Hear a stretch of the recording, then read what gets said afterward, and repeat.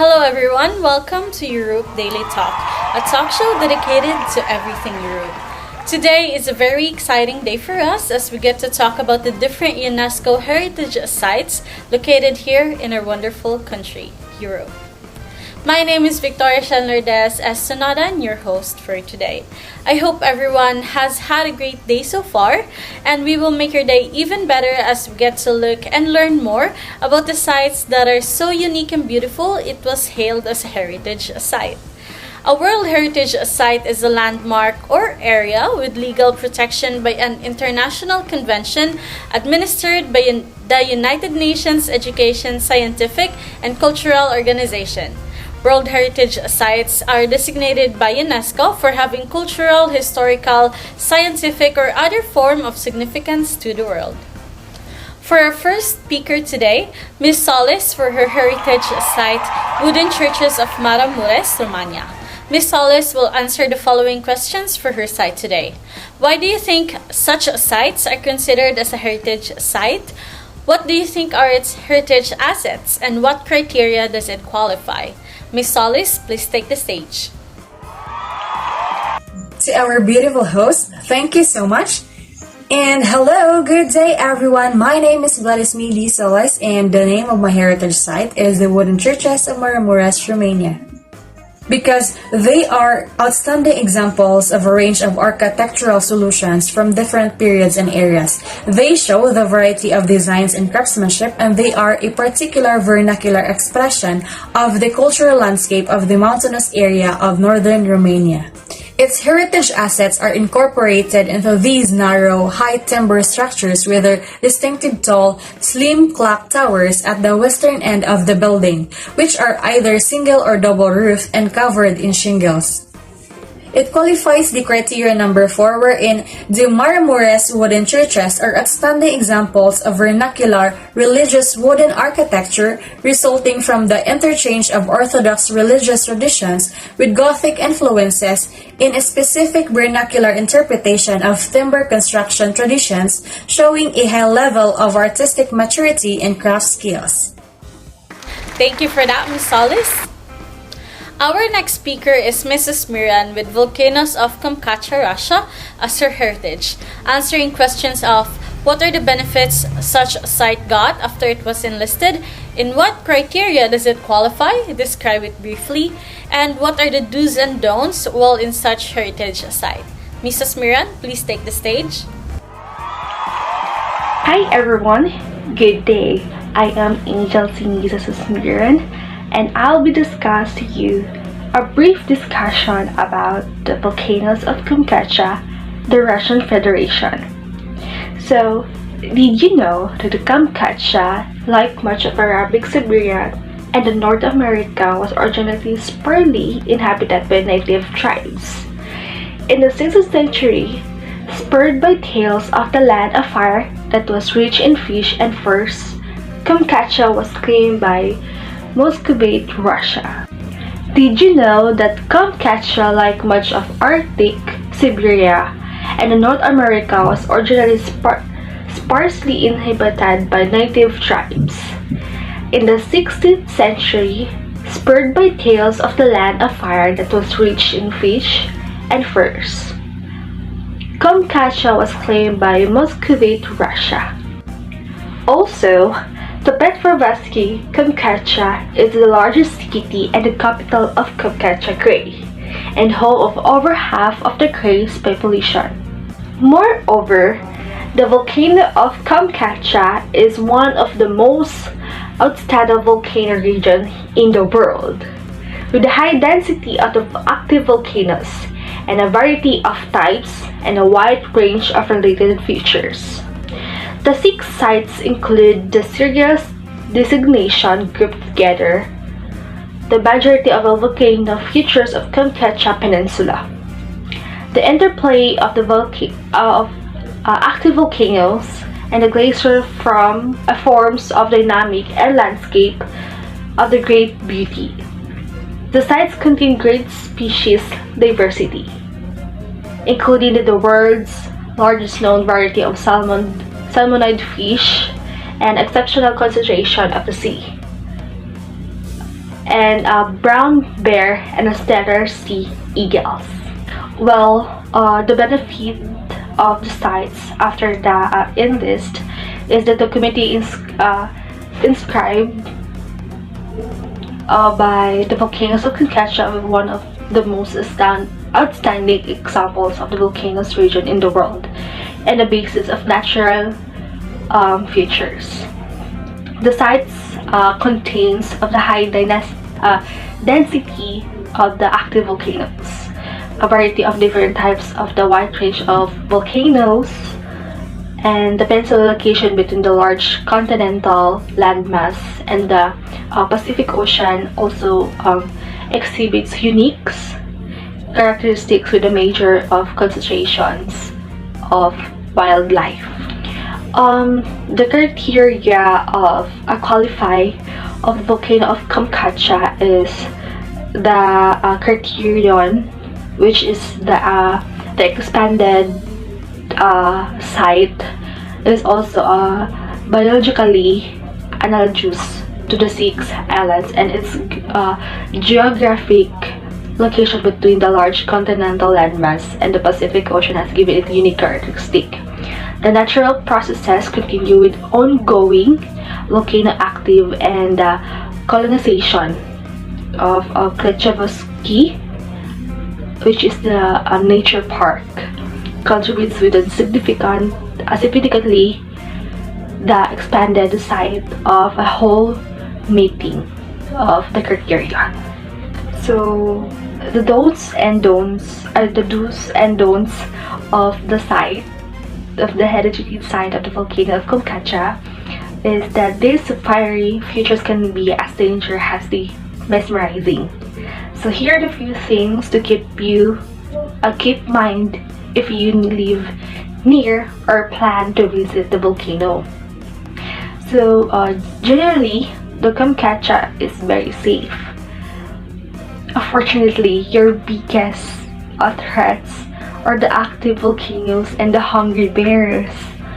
And if you are to come and visit the volcano, you should be listen to your guide at all times and exercise the caution when the hiking occurs on even ground.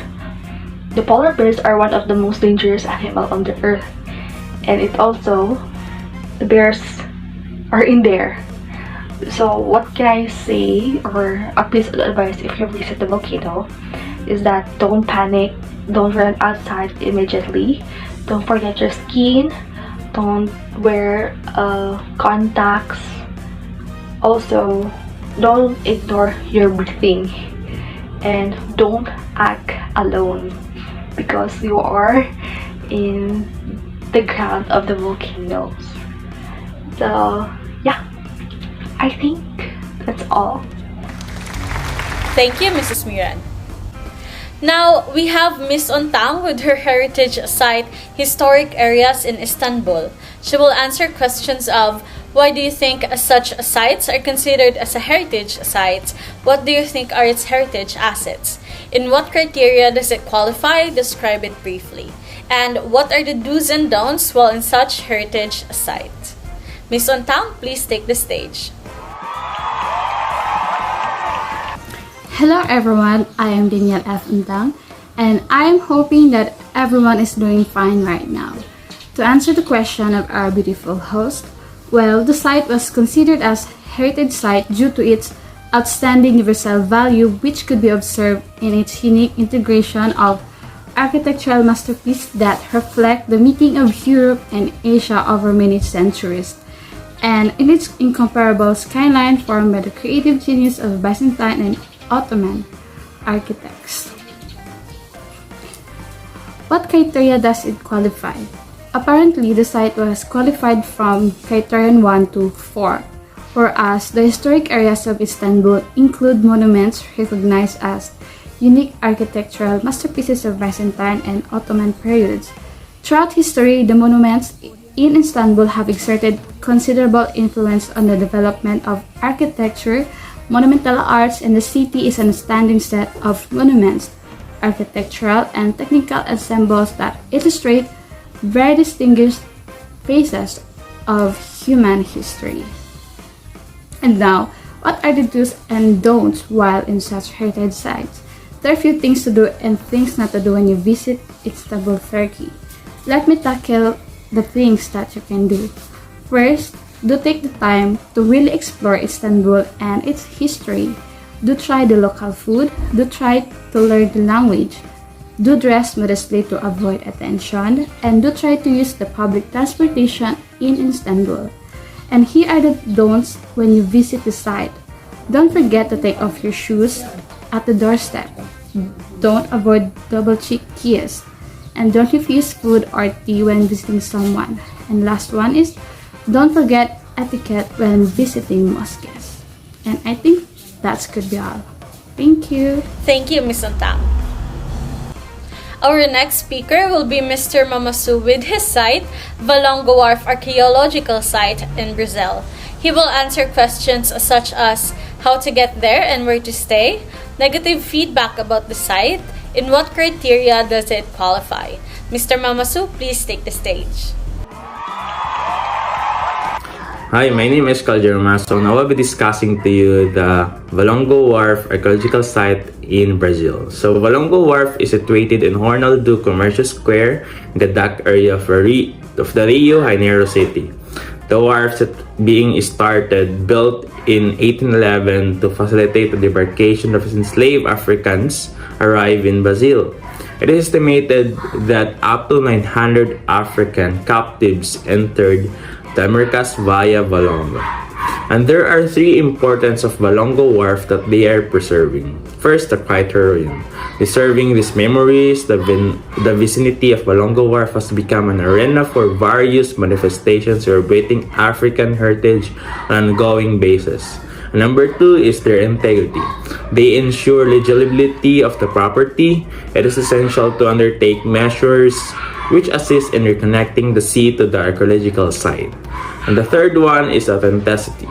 These remains are authentic in terms of their material, location, workmanship, substance, and as much as can be preserved and designed. So there are some events in Valongo Wharf.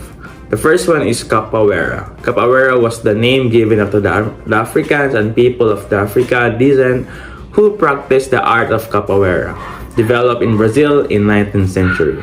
So Capoeira is something like a martial art and at the same time a game, which a participant confront each other fighting in a circle made up of the other participants. The second one is washing of the wharf. So this is a ritual washing. Is an act of cleansing that has its roots in the purification ceremony to assess the sacred space of the Gigi and Nagu-based religions known as the Water of Oxalia. And that is for today, and thank you so much for listening to me. Alright, how to get there and where to stay. Okay, since we are here from the Philippines, I can say that you can travel from Manila to Brazil for about 24 hours and 48 minutes. And where to stay? It's simply because there are lots of hotels besides of Valongo Wharf Archaeological Site. And I can recommend to you to stay in Villa Regia. Okay, based on my research, I have found a lot of negative feedbacks, and those negatively affected by redevelopment in Rio have never passively accepted it. And residents of Rio Center and Port area protested forced vaccination against smallpox and related government bids to hygienize Rio was only stone throw away from the Valongo Wharf. This happens many years ago. In what criteria does it qualify? Okay, I'll simply say that Valongo Wharf Archaeological Site comprises the globally most significant remains of an arrival point of enslaved African persons in the Americas. And simply say that it is spiritual association as a site of conscience for African Americans are strong. Thank you, Mr. Mamasu. For our last speaker, we have Miss Luardo with her heritage site of Los Alerces National Park, Argentina.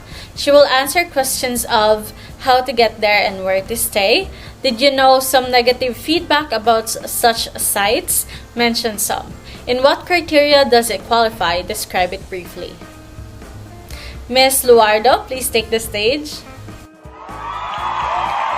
Madayaw mabuhay! Hello everyone! My name is Nympho Luardo and I'm going to share or discuss to you some brief information in this wonderful natural destination that is enlisted in UNESCO's World Heritage Site that can be found in the continent of Europe, and that is Los Alerces National Park that is located in the Andes of northern Patagonia, and its western boundary coincide with the Chilean border. So the park is a remarkable collection of Patagonian Andes landscapes and vegetation, as well as geomorphic features such as moraines, glacial river, lake deposits, glacial creeks, and a lot more. The incredible sceneries and massive alerce trees are what attract most people to the park. Boating on the lakes is a popular activity which is very suitable for those people who love trekking, camping, fishing, and a lot more recreational activities that can be found in the park. Because the place has 20 separate excursion paths are available in the park, suitable for vehicle, motorcycle, and mountain bike excursions. How to get there and where to stay? Well, good question. Actually, Los Alerces National Park can be accessed via the route that connects Travelin to Escuel, Route N259 and N71. After about 10 kilometers, turn right onto Route 258, which leads directly to the park. In terms of where to stay, there are plenty of hotels that can be found near in the park, which is very accessible for you guys, including Hosteria Futalwefken Hotel, Rosales Bay Resort, Cabañas Masaya del Valle, and a lot more. Well, actually, as what I have researched and gathered information and visit their website as well, I have never seen negative feedbacks, but there are plenty of positive feedbacks in the website. They've said that the place is very relaxing and refreshing for them.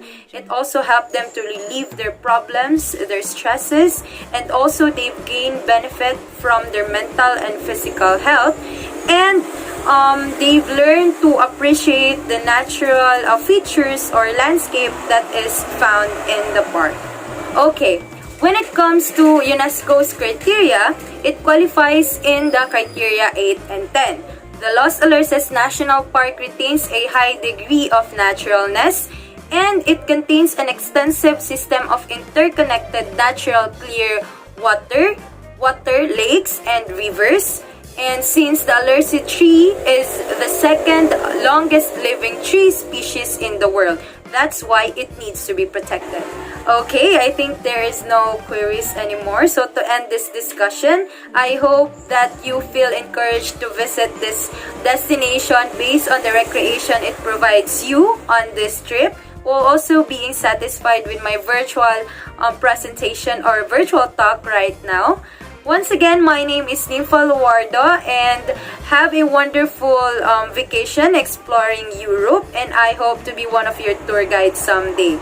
Thank you so much for listening and have a pleasant day. If you don't mind me asking, Miss Victoria, what is your heritage site? And can you please give us an idea of what criteria does it qualify for, and why do you think it was considered as a heritage site? Oh, sure.